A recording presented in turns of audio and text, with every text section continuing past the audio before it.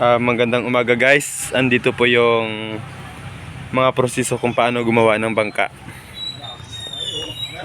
Yan guys oh.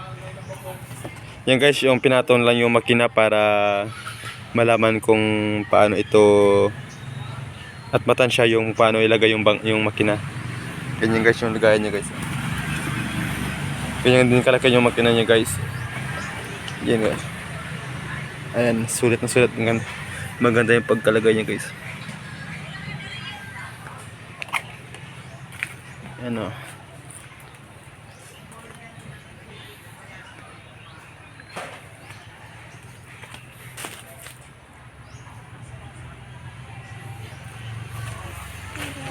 Ito yung tinatawag na skeleton sa amin guys. Hindi pa to yung parang hurmahan pa lang guys. Hurma. Ayan.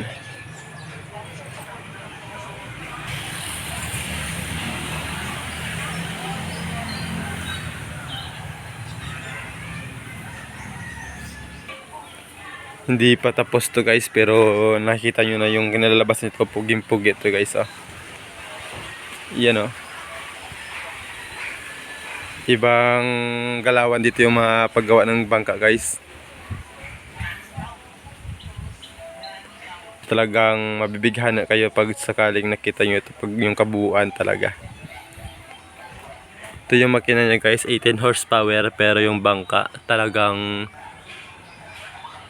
pwede talaga ito itapon. Swak na swak yung bangka niya guys dito sa makina na to. Yan guys oh. Sobrang laki yung makina niya.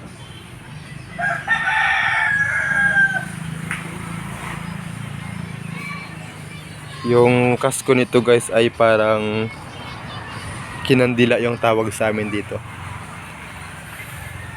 Pag ganito yung style ng kasko guys, talagang may laman yung takbo niya, tubig. Kaya iangat guys yung unahan nito, o tinatawag naming proa. Dito guys banda yung tinatawag namin kamurote. Ito yung mother ligason tinatawag namin, yung malaki yan, yung kan. Tapos yung sa dulo, dito naman yung mother ligason para sa dulo din, kaya tinatawag namin proa.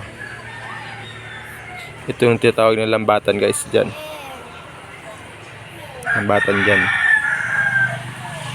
Yung tinatawag namin kamurote dito, yan, hanggang dito guys oh.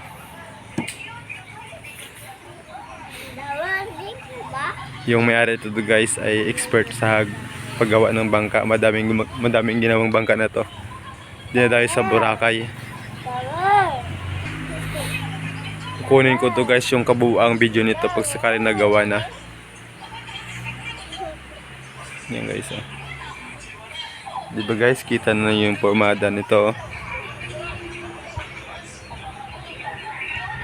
Update ko kayo lahat guys ng mga galawan dito.